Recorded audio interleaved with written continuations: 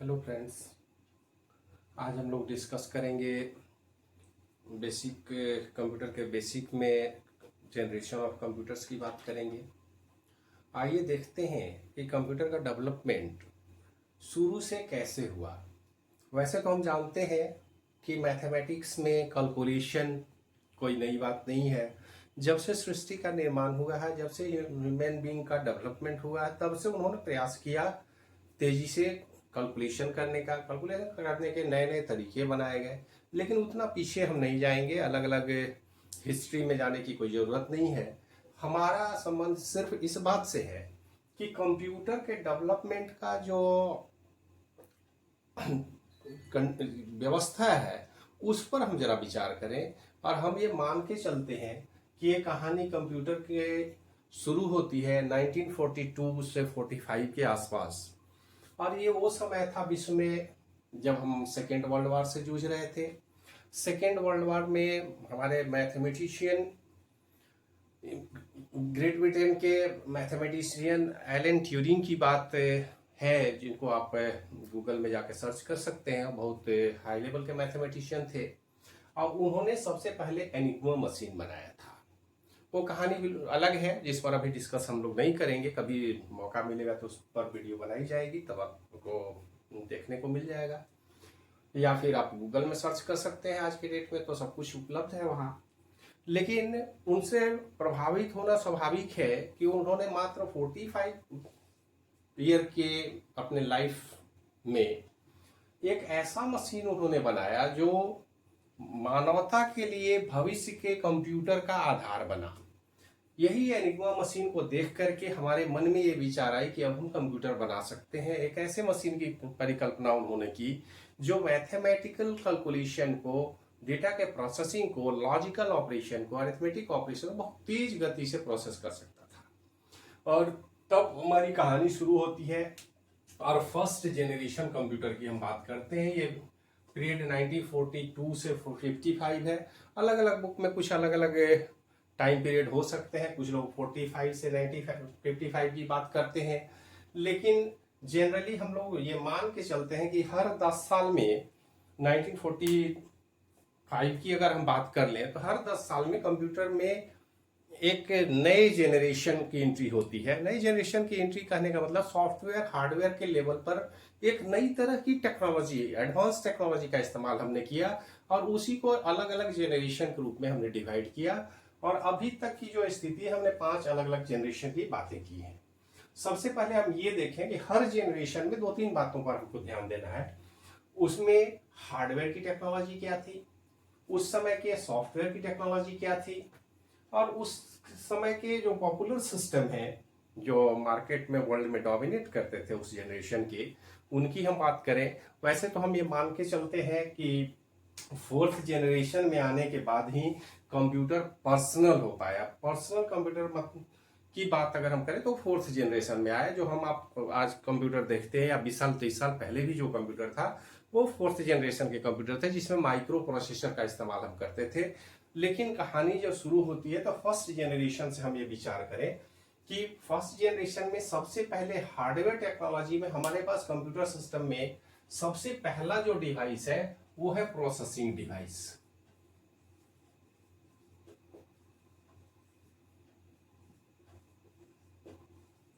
Processing device मतलब arithmetic या logical operation को परफॉर्म करने का जो मेन कंपोनेंट है वो होता था वैक्यूम ट्यूब। ये वैक्यूम ट्यूब ऐसा नहीं है कि कंप्यूटर में ही इस्तेमाल होता था, इसका इस्तेमाल हम लोग रेडियो में करते थे।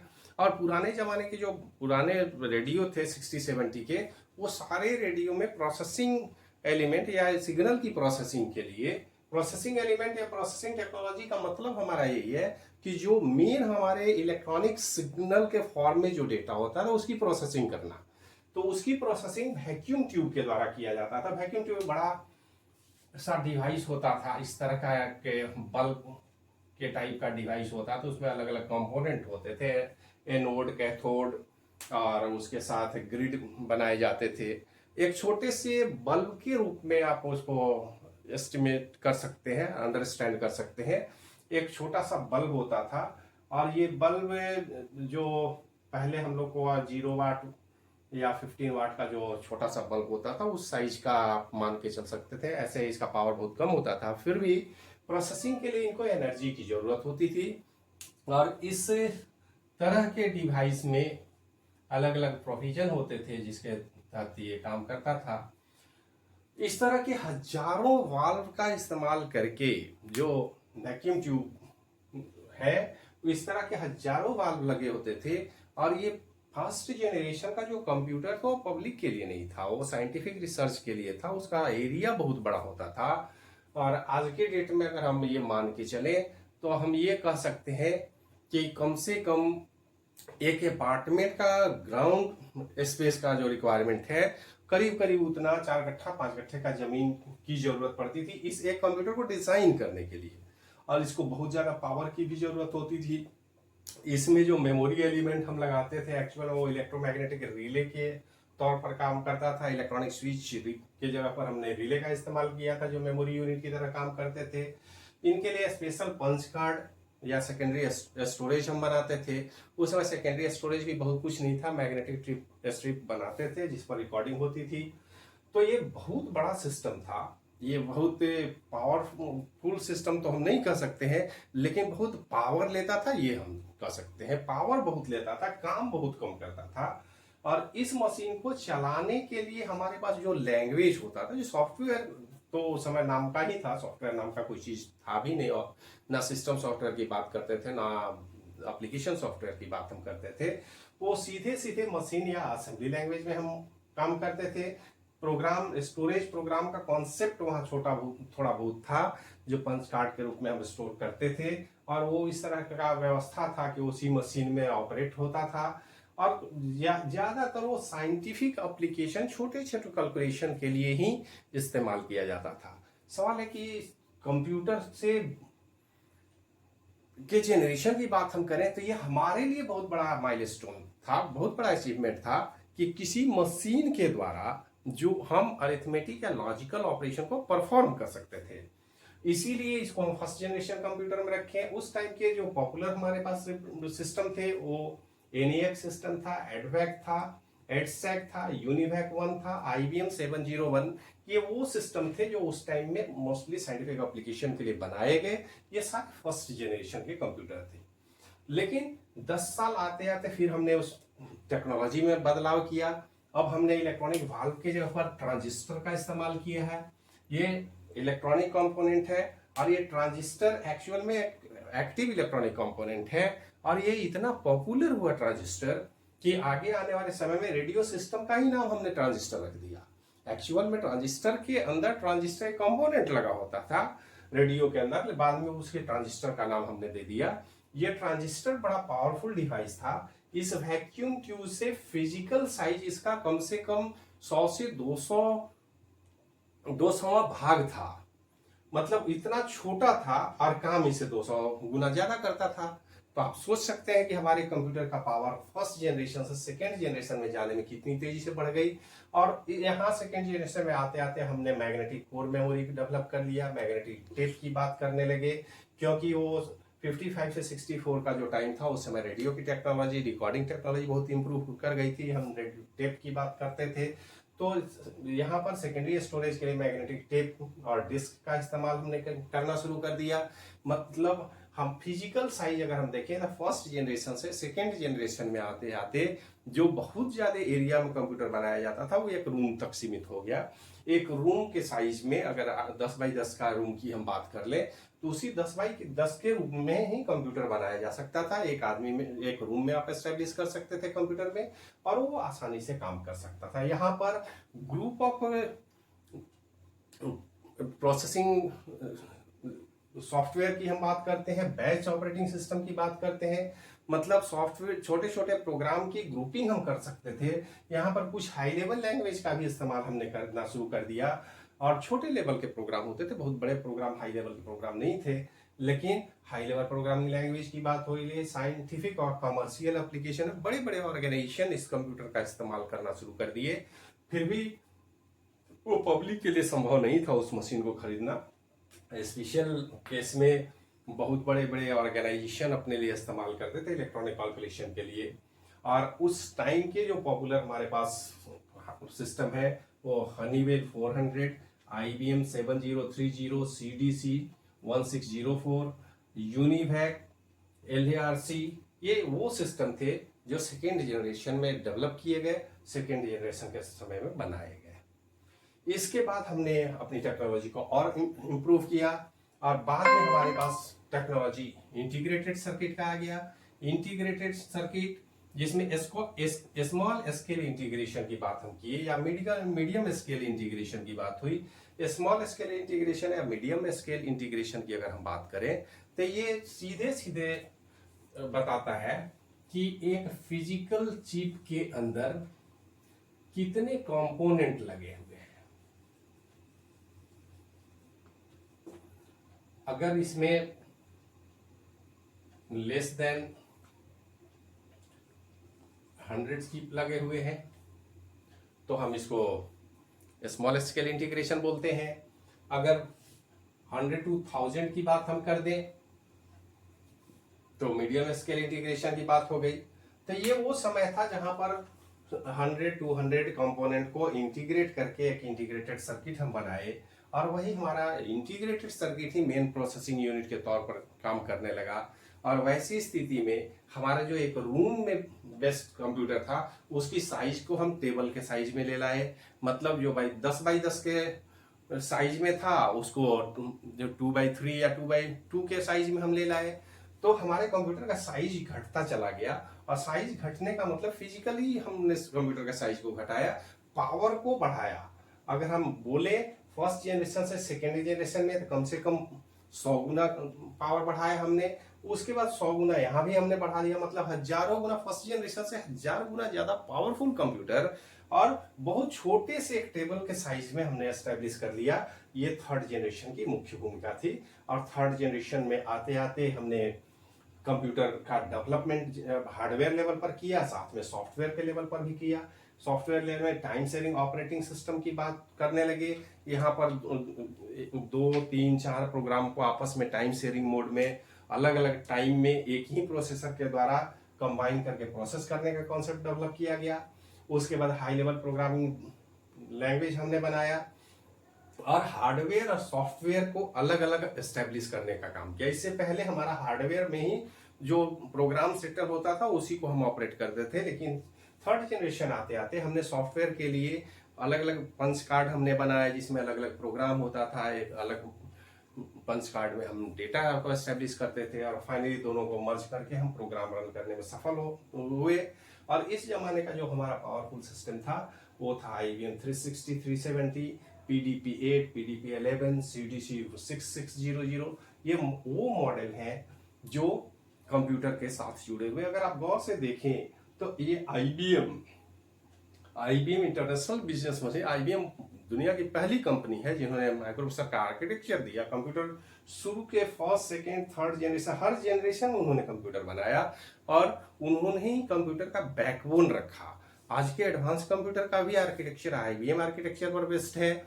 ऐसे अब तो मार्केट में और भी आर्किटेक्चर आ गए हैं, लेकिन आज भी मार्केट में 99% शेयर जो कंप्यूटर का है वो IBM का ही बनाया हुआ आर्किटेक्चर है। IBM फर्स्ट जनरेशन के साथ हमारे साथ जुड़ा हुआ है और उन्होंने बहुत मेहनत किया है, बहुत मदद किया है, मानवता की बहुत सेवा की है और नए नए कंप्यूटर अलग अलग मॉडल के लिए, हर जनरेशन के लिए उन्होंने बनाया है।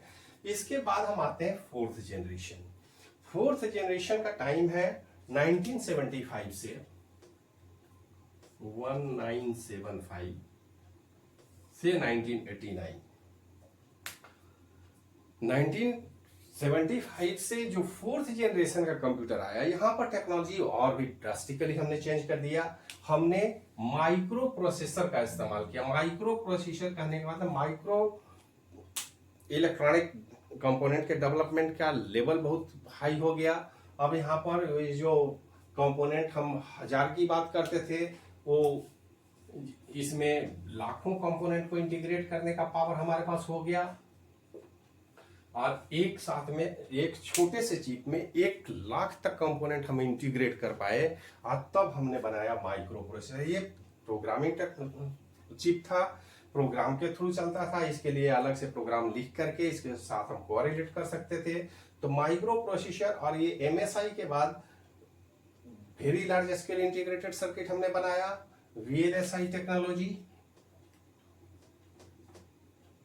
मतलब large scale integration, very large scale integration, और इसी का देन है micro processor. Micro processor very large scale integration technology के इस्तेमाल से हमने सेमीकंडक्टर मेमोरी भी बहुत कॉम्पैक्ट बना दी, छोटे साइज में बना दिया। और ये वो जमाना था जब कंप्यूटर इंडस्ट्री से, साइंटिस्ट के हाथों से निकल करके पब्लिक के हाथ में आ गया, और पब्लिक के हाथ में आया तो उसको हमने नाम दिया PC, personal computer. Personal computer मतलब हर व्यक्ति अपनी इच्छा अनुसार, अपनी आवश्यकता के अनुसार कंप्यूटर को खरीद सकता है और अपने पर्सनल यूज में इस्तेमाल किया जा सकता है। ये संभव हुआ फोर्थ जनरेशन में। 3 जनरेशन तक तो पब्लिक के लिए कंप्यूटर बनाया नहीं जाता था, लेकिन फोर्थ जनरेशन आने के बाद रिवोल्यूशनरी चेंज हमने कर दिया। कंप्यूटर छोटे से बॉक्स में आना शुरू हो गया। जो आज का सिस्टम का आप फिजिकल साइज देखें डेस्कटॉप सिस्टम का, करीब करीब वही साइज, थोड़ा बहुत 19-20 की बात होगी, उस साइज में कंप्यूटर आना शुरू हो गया। पर्सनल यूज शुरू हो गया। कंप्यूटर के लिए तरह तरह के ऑपरेटिंग सिस्टम हमने बनाए, और यहाँ पर ऑपरेटिंग सिस्टम में कमांड लाइन या ग्राफिकल यूजर इंटरफेस की बात करें, अब उसमें ज्यादा अभी जाने की जरूरत नहीं है। आगे ऑपरेटिंग सिस्टम में बात आएगी तो हम आपको डिटेल बताएंगे, लेकिन आप ये समझ सकते हैं कि यहाँ जो ऑपरेटिंग सिस्टम था एक सेपरेट प्रोग्राम के रूप में आता था, जो बाहर से डिस्क में स्टोर करके हम कंप्यूटर को स्टार्ट कर सकते थे, और कम्युनिकेशन के लिए थ्रू कमांड और फिर माउस से जो पॉइंटिंग डिवाइस का इस्तेमाल हम करते हैं वो ग्राफिकल यूजर इंटरफेस में संभव है। तो ये फोर्थ जनरेशन में हमारे पास बहुत एडवांस कंप्यूटर आया, इसका नाम हमने माइक्रो कंप्यूटर रखा। इसी में अलग अलग फिजिकल साइज में डिटेल और डिस्कस अगले लेक्चर में हम करेंगे। अभी सिर्फ हमें ये ध्यान रखना है कि हमने कंप्यूटर में ऑपरेटिंग सिस्टम नाम का सिस्टम सॉफ्टवेयर प्रोग्राम डाल दिया, यूजर इंटरफेस अच्छा से बना दिया, यूजर के साथ इंटरेक्शन अच्छा हो गया, और एक सामान्य आदमी जो साइंटिस्ट ना भी हो, ऑपरेटर ना भी रखे, तो खुद से कंप्यूटर को चला सकता था। ये इसीलिए इसको हम पीसी बोल रहे हैं, पर्सनल कंप्यूटर। और इसमें विंडोज या डॉस नामक पॉपुलर ऑपरेटिंग सिस्टम आ गए, और इस कंप्यूटर का एजुकेशन सिस्टम में, स्कूल में, गवर्नमेंट ऑर्गेनाइजेशन में बहुत तेजी से विकास होना शुरू हो गया। ये अलग बात है कि इंडिया में उस समय भी फोर्थ जनरेशन के इनिशियल फेज में कंप्यूटर नहीं आया था। हमारे यहाँ कंप्यूटर फोर्थ जनरेशन के लास्ट ईयर में 89-90 में आया। जब हम दुनिया में फिफ्थ जनरेशन की बात करते हैं, हमारे यहाँ फर्स्ट जनरेशन के कंप्यूटर मतलब फोर्थ जनरेशन के लास्ट ईयर में हमारे पास कंप्यूटर आया, हमारे देश में आया, हमारे पास आने का मतलब। और उस समय के जो पॉपुलर सिस्टम थे आईबीएम पीसी में, इस ग्रुप में अगर आप देखें तो यहाँ पर जो भी व्यवस्था है, अलग अलग माइक्रो प्रोसेसर बनाए गए। इसको थोड़ा हम मिटा लें तो आपको यहाँ पर माइक्रो प्रोसेसर हमने बनाया। सबसे पहला 8086, 8088, 80286, 80386 एंड 80486।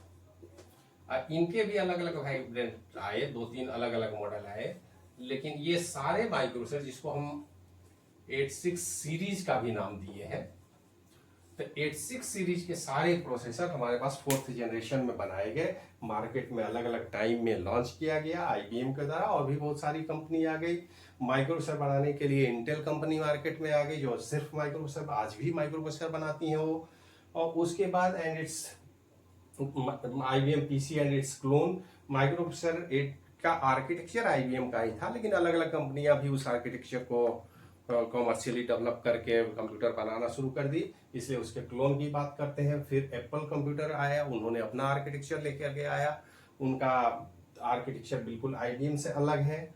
और एप्पल के system TRS, VAX 9000, Cray 1, Cray 2, Cray XMP, ये सारे सिस्टम बनाए गए फोर्थ जनरेशन में। फोर्थ जनरेशन में आने के बाद अब अगर हम अपने देश की बात करें तो हमारे यहाँ कंप्यूटर का डेवलपमेंट ही 90 के लगभग में आया हमारे देश में। रिजोल्यूशन 87-88 में पास हुआ था।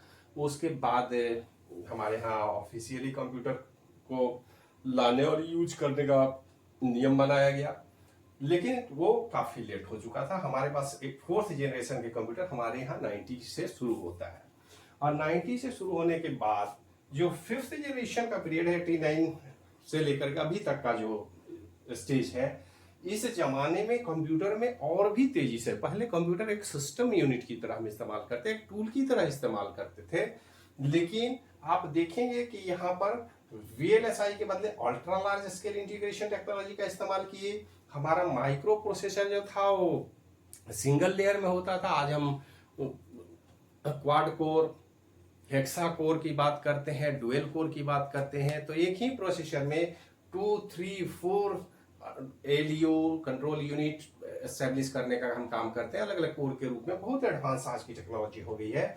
और ये 5th जनरेशन है, लार्जर कैपेसिटी मेन मेमोरी और हार्ड डिस्क तो आज 1 टेराबाइट का हमारे पास आ चुका है।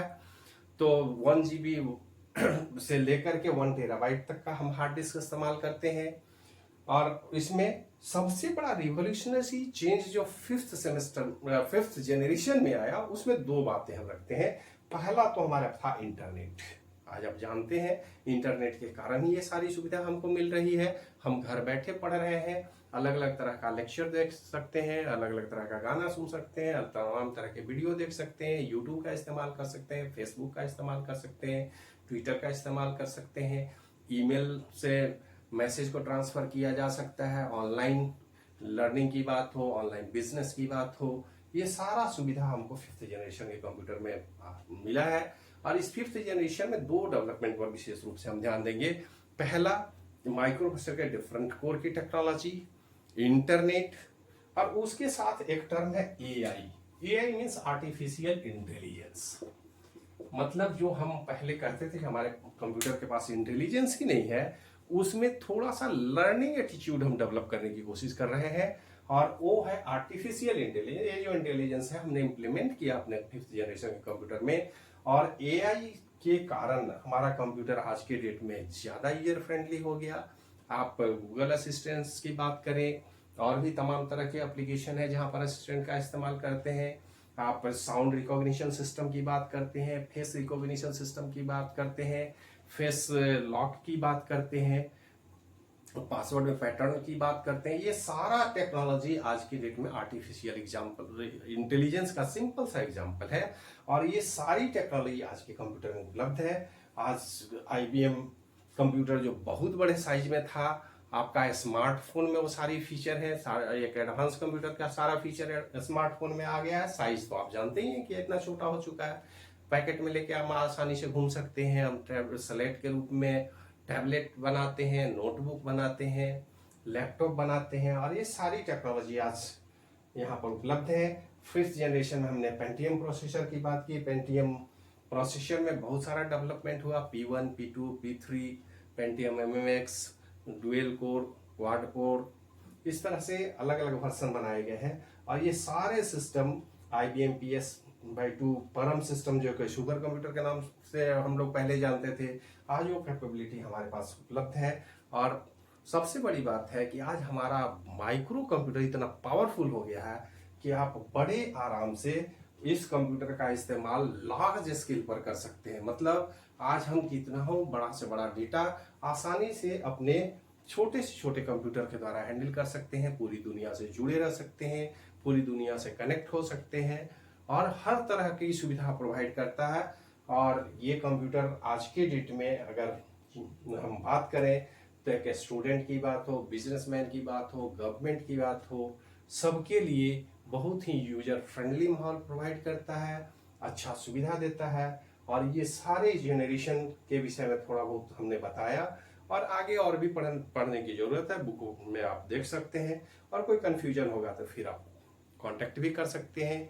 हम अपना नंबर भी इस वीडियो के साथ लिंक कर देंगे, जो उससे आप जब चाहे जो भी समस्या हो डायरेक्ट कांटेक्ट कर सकते हैं विदाउट एनी हेजिटेशन।